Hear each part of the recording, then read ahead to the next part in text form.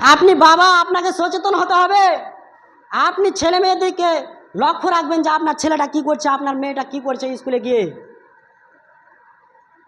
আপনার করণীয় ছিল যে ও থেকে উজু করে নামাজ পড়ি, আ থেকে আল কোরআনকে জড়িয়ে ধরি, এই শিক্ষা দেওয়ার।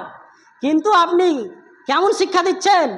আপনি শিক্ষা দিচ্ছেন ও থেকে অজগরটি আসছে তেরে, আ থেকে আমটি আমি খাবো পেরে। ছি! আপনি প্রথমে আপনার সন্তানকে ইলম হাসিল করান, কোরআন ও হাদিস থেকে শিক্ষা দেন, তাহলেই আপনার সন্তানেরা ভবিষ্যতে সাকসেস হতে পারবে।